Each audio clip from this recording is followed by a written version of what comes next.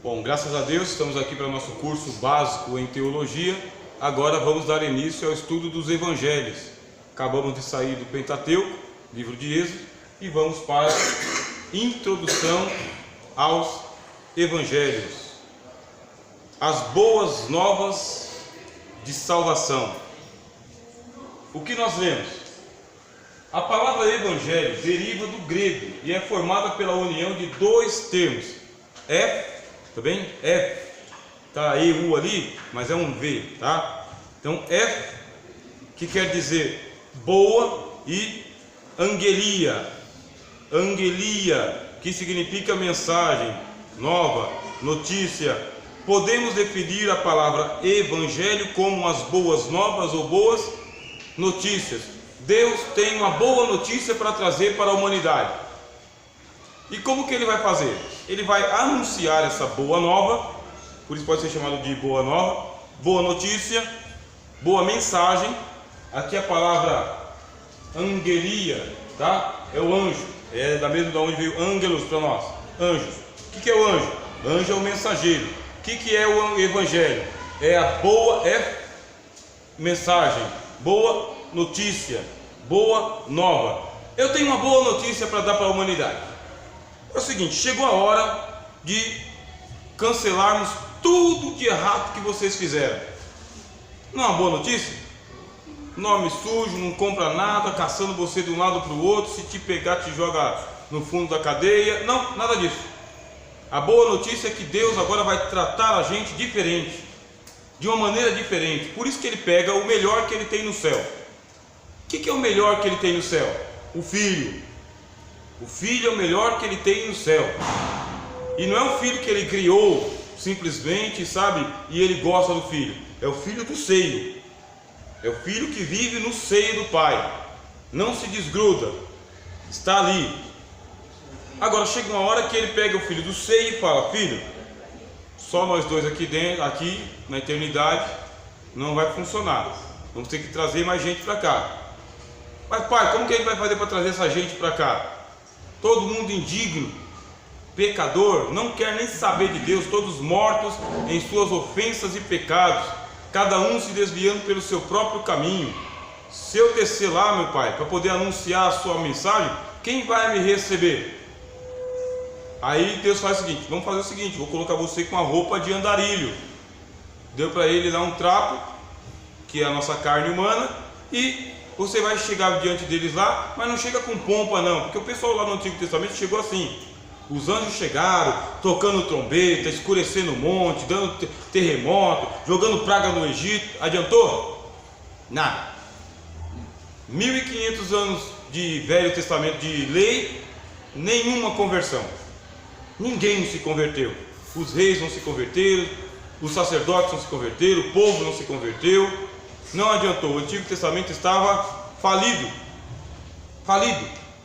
A atitude de Deus.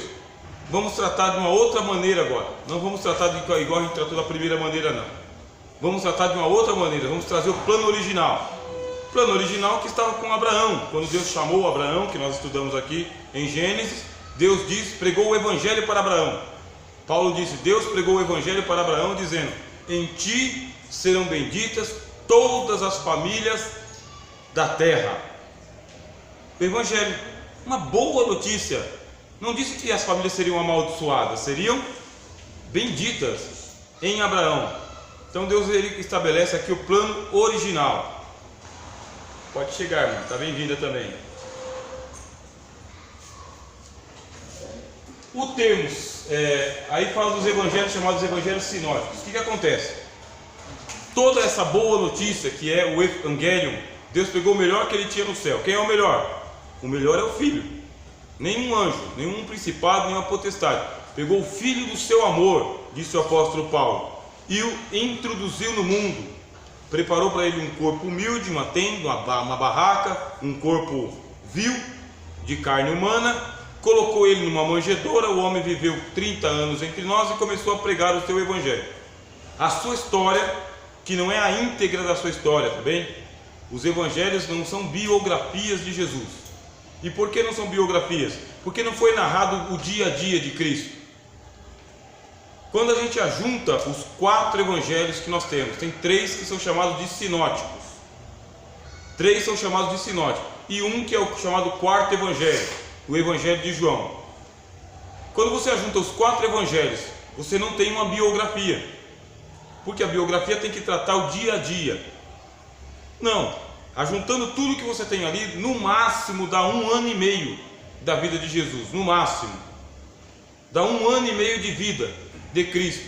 Mas Cristo pregou 3 anos, cadê os outros 1 ano e meio? Não está lá. E esse 1 ano e meio que veio parar aqui, por que veio parar aqui? Para testemunho, Filho de Deus veio. Essa é a mensagem, essa é a obra dele e essas são as suas profecias. O que vocês têm que saber é isto. Aí você vai ter lá os 4 evangelhos. Os 3 primeiros são chamados de sinóticos. Óticos. Sim é aquilo que está do lado. A palavra sinônimo, por exemplo. O que é um sinônimo? São nomes que você coloca lado a lado, tá bem? E falam de algo parecido, semelhante, igual, próximo. Sinônimos. Sinótico. Ótico é aquilo que é visto lado a lado. Então, o termo sinótico é derivado do grego e quer dizer visão conjunta. Ele é atribuído ao conjunto dos 3 primeiros evangelhos, Mateus, Marcos e Lucas, justamente porque nestes livros há uma semelhança, há uma visão conjunta sobre os fatos históricos. Os 3 evangelhos, Mateus, Marcos e Lucas, narraram fatos semelhantes da vida de Jesus. Semelhantes. Só que cada um narrou com seu vocabulário, tá bom? Cada um narrou de acordo com aquilo que lhe pareceu bem, por inspiração de Deus. E é por isso que você vai ter aí algumas diferenças, tá bem? Num evangelho Jesus entrou em Jericó, no outro evangelho Jesus saiu de Jericó, em um evangelho tinha um cego, no outro evangelho tem 2 cegos. Você vai ver essas diferenças. Por quê? Porque Mateus escreveu com um foco, Marcos escreveu com outro e Lucas com outro. Cada um com a sua inteligência, com a sua habilidade, com a sua competência e pela inspiração de Deus.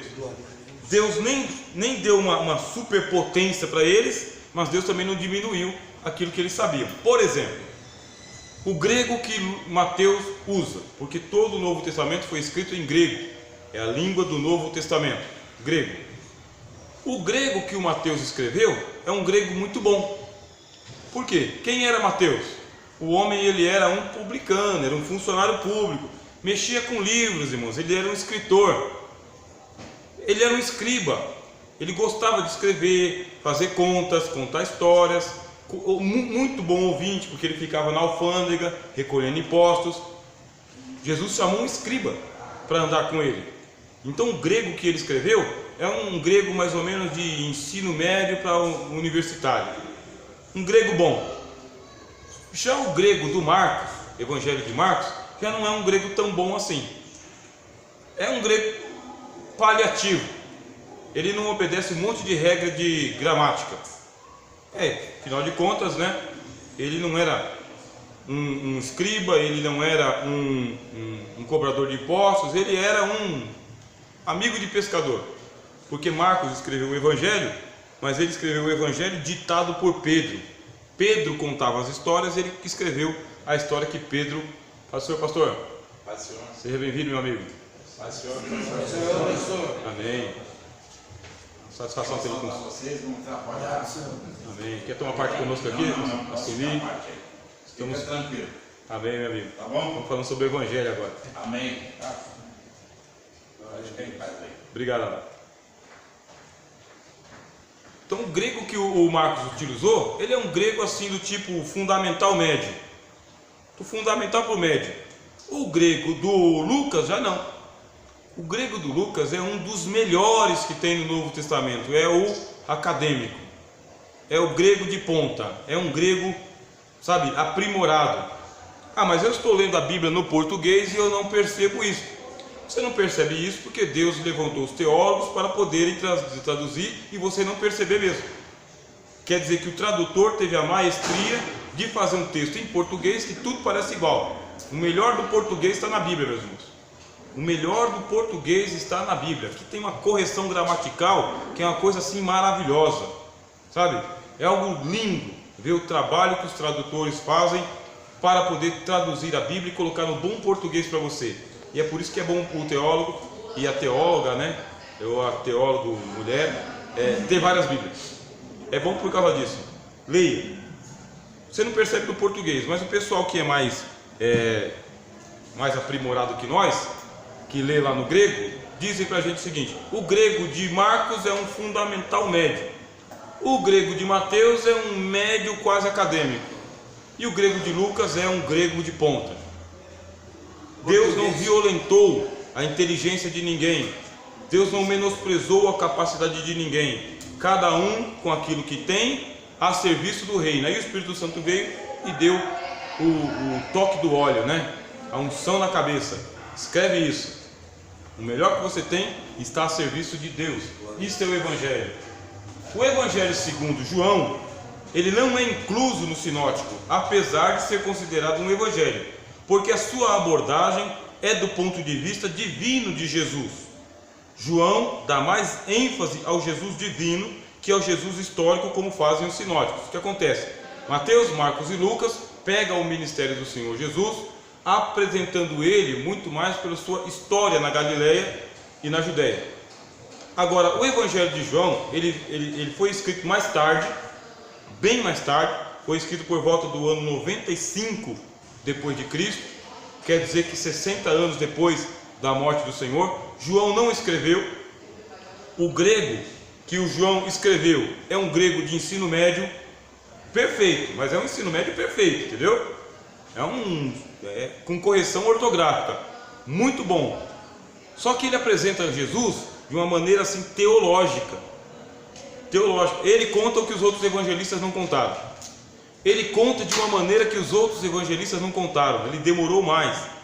O Evangelho de João é o mais difícil de ser interpretado e o mais fácil de ser lido. Você lê mais fácil o Evangelho de João do que o Evangelho de Lucas, e você entende mais fácil de Lucas do que o de João. O de João, ele é um mistério, é um segredo, Existe uma linha da teologia que é a linha do quarto evangelho, só estuda só o Evangelho de João. Curso de especialização só para o quarto evangelho. O que ele quis dizer com isso? Você vê, por exemplo, vou dar um exemplo, tá? A gente vai ter que passar por vários exemplos aqui. Nos evangelhos sinóticos, Jesus vai até o Getsemane. Aí Jesus ora assim: Pai, se é possível, passa de mim esse cálice sem que eu o beba. Nos evangelhos sinóticos, Mateus, Marcos e Lucas. Lê o Evangelho de João, não tem. Não tem Jesus gemendo no Getsemane, não tem. Ué, o que aconteceu? Porque ele esqueceu de colocar? Não, ele não quis colocar. Porque na hora que ele estava escrevendo, ele disse o seguinte: que direi eu? Pai, passa de mim essa hora? Foi justamente para isso que eu vim ao mundo. Evangelho de João, não tem. Então você vai ver o Cristo do Evangelho de João, sabe, robustecido. No Evangelho de João, Jesus realmente ele não precisa andar por sobre as águas. Ele não anda por sobre as águas. Ele diz: eu sou a água da vida. Sou a água. No Evangelho de João, Jesus é um gigante, sabe? É um gigante. Nos evangelhos sinóticos, o pessoal vem para poder prender Jesus. Aí vem para prender Jesus, o Pedro pega a espada e vai para cima e corta a orelha de Malco. No Evangelho sinóticos. No Evangelho de João, Jesus está aqui, ó. Aí chega o Judas, recebe o beijo. Ao que viestes, meu amigo? Deu um beijo. Aí o pessoal se aproxima e Cristo pega e dá um passo assim e diz: a quem vocês procuram? A Jesus, chamado Cristo. Sou eu. Quando ele fala o sou eu, o pessoal cai. Só no Evangelho de João o pessoal cai. No Evangelho de Mateus, Marcos e Lucas, não. Eles vão lá, pegam Jesus, amarram Jesus, batem Jesus e levam ele preso. O que você vai ter que fazer então agora, a partir de agora? A partir de hoje eu estraguei a leitura dos irmãos, não assim negativamente, tá bom? Mas eu acabei de estragar a leitura simples que os irmãos fazem do Evangelho. A partir desse momento você não consegue mais ler Mateus, Marcos e Lucas como você lia há 5 minutos atrás. Não consegue ler mais. A partir de agora vocês começam a ler o Evangelho de Mateus, Marcos, Lucas e João diferente.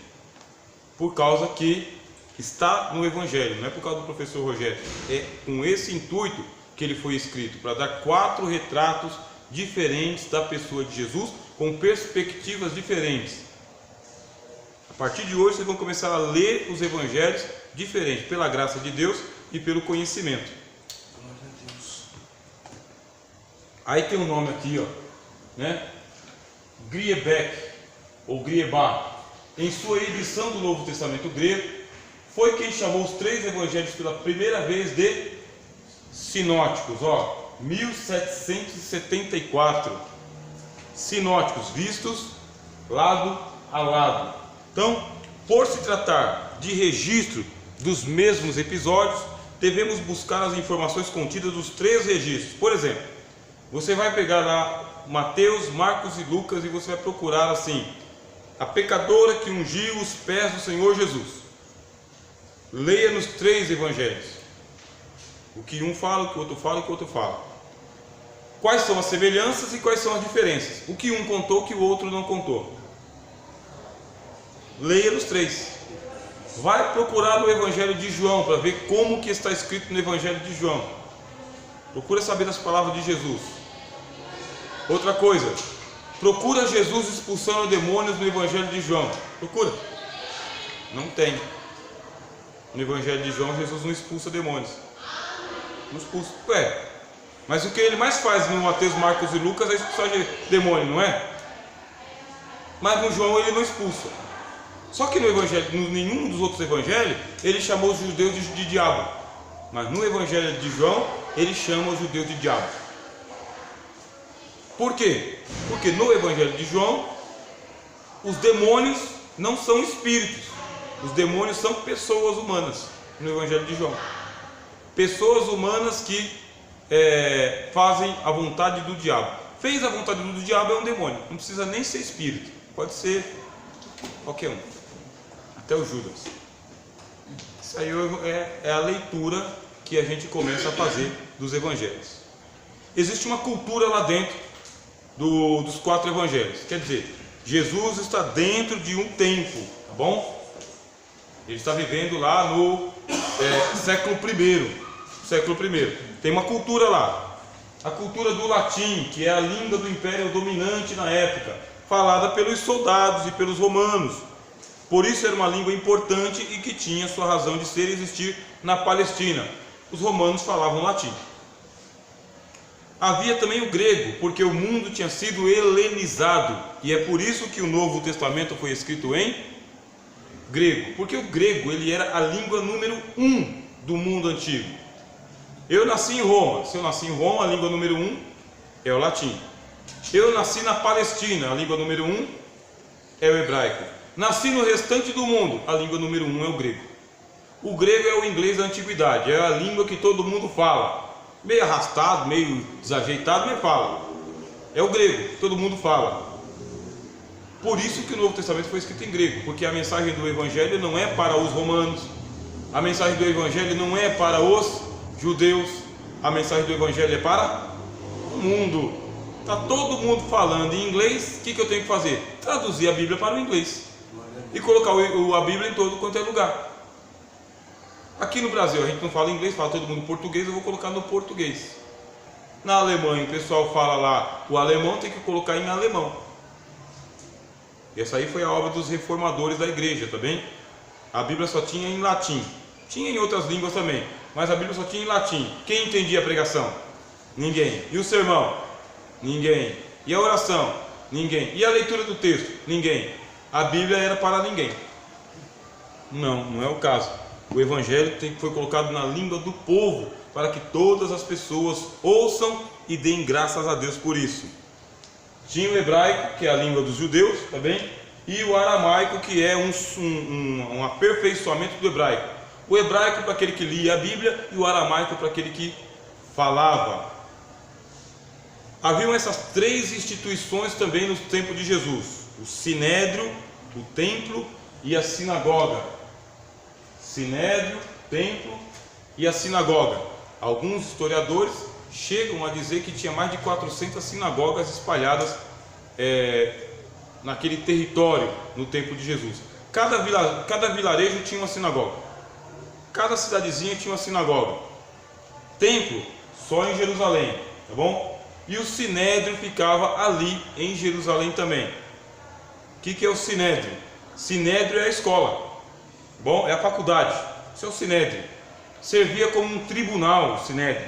Tribunal religioso e tribunal civil. Não podia ser um tribunal penal, por quê? Porque só Roma tinha a pena. Agora, questões civis, casamento, costumes, dia a dia, tribunal civil ou tribunal religioso, questão da religião, podia ser discutido no Sinédrio. Mas em caso de aplicar pena capital, só Roma. E é por isso que Jesus foi encaminhado para Pilatos, e é por isso que Pilatos mandou ele crucificar com morte de cruz, para que se cumprisse o Antigo Testamento. Se fosse pelos judeus, eles matavam na pedrada. Por um crime religioso, eles matavam na pedrada. Mas a acusação contra Jesus não era só uma acusação religiosa, era um assédio civil e político. Jesus foi acusado de assediar politicamente Jerusalém, queria ser rei. Essa foi a acusação que o Pilatos colocou lá. Aqui está o que a gente faz com o rei dos judeus: põe na cruz, para que se cumprisse a profecia que diz: maldito todo aquele que for pendurado no madeiro. E para se cumprir a cobra de Moisés lá, a serpente de Moisés também. A Bíblia do Antigo Testamento estava dizendo como que o Cristo tinha que ser morto. E por isso que os romanos, usando a lei romana deles, mandaram matar Jesus numa cruz, que era a morte de um escravo. Se fosse romano, cortava a cabeça. Se não fosse romano, na cruz.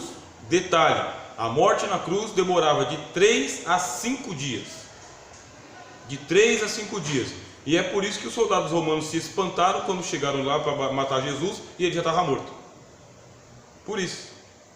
Demorava de 3 a 5 dias. O moribundo lá agonizando, sem água, com frio, e os bichos chegando, comendo ele, pernilongo, sangue descendo, e urubu, aves de rapina, aves de carniça, comendo o camarada vivo. Era a morte mais cruenta que existia naquele tempo, que não começou com os romanos, tá bem?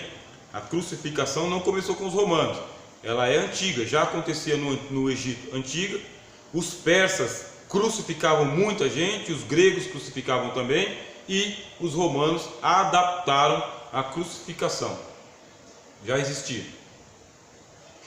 Então o Sinédrio, tribunal religioso e civil. O templo de Jerusalém, que é o templo reconstruído por Herodes. Não é o templo de Salomão, porque o templo de Salomão já tinha sido destruído. Esse aqui é o templo de Herodes, aquele que o pessoal foi lá e falou: que pedras magníficas, Senhor, né? E a sinagoga, que é aquelas que Jesus entrava e era colocado para fora. Jesus era expulso de tudo quanto era sinagoga, né?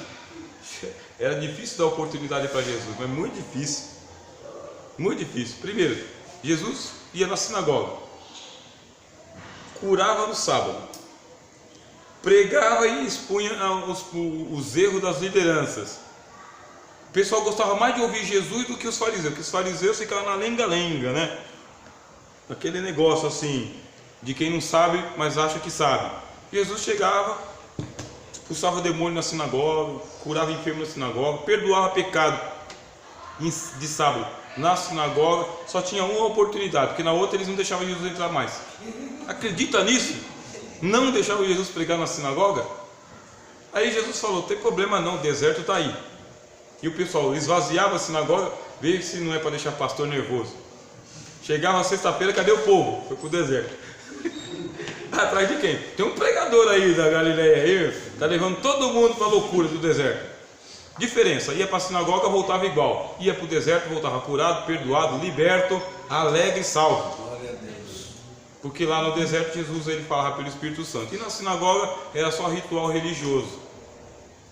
E o Espírito é o mesmo, tá, irmãos? O Espírito é o mesmo. O Espírito de Jesus é o mesmo que estava com ele no deserto e está conosco aqui. A igreja só está viva enquanto o Espírito Santo tem liberdade para poder glorificar Jesus. Se depender do Espírito Santo, só tem pregação de Jesus, irmãos. Garanto. Se depender só do Espírito Santo, só fala de Jesus. Não tem ilustração capenga, não tem história da carochinha, não tem comparação com não sei o que, nem invenção de nada, só fala de Jesus, igual os apóstolos. É só você pegar o Novo Testamento aqui e ver quantas vezes os apóstolos falaram de Jesus. Todas as vezes. Se não é para falar de Jesus, para que a gente tem que se reunir? Não é para falar de Jesus. Jesus é o alfa, o ômega, o princípio, o fim, o começo e o término de todas as coisas. Está exaltado no centro, no meio e no fim, acima e abaixo de todos. Diante do seu nome, todo joelho se dobra. Então a gente não pode perder tempo com outros temas. Tem que falar de Jesus e muito. E por mais que a gente fale de Jesus, ainda não falou o que tem que falar. Amém? Isso é o Evangelho, tá bom? O Sinédrio, eu já expliquei para vocês aqui, tá bom? Formado por 70 ou 71 homens, dependendo de como era feita a contagem, porque os judeus eles eram muito supersticiosos, muito místicos, e eles tinham um negócio com o número 70. Tinha que ser 70 homens. Detalhe: 70 homens, doutores da lei, tinha que entender muito de lei, tinham que ser casados, não podiam ser separados ou solteiros, tinham que ser casados e com uma idade avançada, entre os anciãos. Aí pronto, pode fazer parte do Sinédrio. Não tem essas credenciais, fica na fila, espera. E lógico, né, tinha que ter influência política e dinheiro no bolso também, porque senão não sentava na cadeira. O sistema era corrupto, tá bom? Corrupto. As sinagogas surgiram durante o cativeiro babilônico para suprir a falta do templo que fora destruído. O que acontece? Não tem igreja sede, vamos fazer congregação. Qual que é o nome da congregação? Sinagoga, tá bem? O lugar aonde se ajuntam as pessoas para aprender. Isso é a sinagoga. A sinagoga era uma escola. Como que era dividido o culto no tempo de Jesus na sinagoga? O culto era dividido assim. O formato da sinagoga. As sinagogas mais pobres e algumas sinagogas elas eram mais ricas. As sinagogas mais pobres, no meio ficava uma cadeira que era chamada cadeira de Moisés. Eles colocavam uma cadeira de Moisés e eles colocavam uma outra cadeira que era a cadeira do Messias. Duas cadeiras eles colocavam, uma de Moisés e uma do Messias. Quando você estiver lendo lá, sabe, o Evangelho, onde Jesus fala o seguinte: na cadeira de Moisés estão assentados os escribas e fariseus. Observai tudo quanto vos disserem, mas não sigam seus exemplos, porque ensinam, mas não cumprem. Jesus está usando a cadeira de Moisés, que tinha nas sinagogas mesmo, que tem muitas igrejas colocando, sabe? Tem um monte de igreja colocando uma cadeira lá para Moisés, um monte, dizendo que é para ensinar o povo, é para desviar o povo, né? Só se for. Colocou a cadeira de Moisés e a cadeira do Messias. Chegavam, os anciãos ocupavam os primeiros lugares, os mais importantes, os primeiros lugares. Aí vinham os homens atrás dos anciãos. Uma cerca de bambu era levantada, e nessa cerca de bambu ficavam as mulheres e as crianças com menos de 13 anos. Essa é a divisão da sinagoga. Só pode passar para o lado de lá da cerca de bambu homens com mais de 13 anos de idade, só homens, mulheres não. Mulheres não eram admitidas nessa reunião em pé de igualdade. O Senhor Jesus entra numa das sinagogas, que é a sinagoga de Nazaré, capítulo 4 de Lucas. Chegando lá, tem que esperar começar o culto. E como que eles fazem? Eles liam uma parte do livro de Moisés, sabe? Gênesis, Êxodo, Levíticos, Números e Deuteronômio. Era feita a leitura da lei. Então um rabino ia lá, pegava os escritos de Moisés e lia os escritos de Moisés e ensinava o povo a guardar a lei. Depois vinha um período em que eles salmodiavam ao Senhor, liam os salmos, cantavam. Então primeiro uma pregação, cânticos, e por último vinham os profetas, ou os 5 profetas, que era Isaías, Jeremias, Ezequiel, Daniel, ou um desses profetas maiores, ou então os profetas chamados profetas menores. Pegavam o livro dos profetas, e o livro do profeta era entregue então geralmente a um rabino, né? E para ser rabino tinha que ser reconhecido no templo de Jerusalém, senão não era rabino. Jesus foi reconhecido como rabino, tá bem? Chamavam ele de rabi, e ele tinha inclusive que pagar uma anuidade para o templo. Ele era convencionado. Jesus era convencionado. Pagava a anuidade, meu Roger. Jesus pagava a anuidade. O imposto do templo. Era convencionado. Jesus não caiu de paraquedas, ele tinha autorização para pregar. Entregaram para ele o livro do profeta Isaías, não foi? Jesus já estava no final do culto. Não pregou no Pentateuco, não pregou nos Salmos, pregou na hora dos profetas. Deram para ele o livro do profeta Isaías. Aí Jesus pegou Isaías 61, que não estava dividido em capítulos ainda também, nem tinha como, porque eram rolos, os livros eram rolos, né? Aí o Senhor Jesus pegou e falou: o Espírito do Senhor Jeová está sobre mim, porque Deus me ungiu. Aí Jesus falou: hoje se cumpriu essa profecia diante dos vossos olhos. Aí eu pergunto para os irmãos: algum rabino tinha coragem de dizer isso? Que a profecia estava cumprida? Nenhum. Porque eles só pregavam para o futuro, igual a gente faz, né? Deus vai te abençoar. Não é que Deus já te abençoou, ou está te abençoando. Deus vai te abençoar. Deus vai abrir a porta. Deus vai te libertar. Quem consegue falar, ó, já está liberto, já está perdoado, já está restaurado? Quem consegue? Esse é o Novo Testamento. O Novo Testamento não é o que vai vir, é o que você tem. Jesus está dizendo, já está cumprido. Perguntas?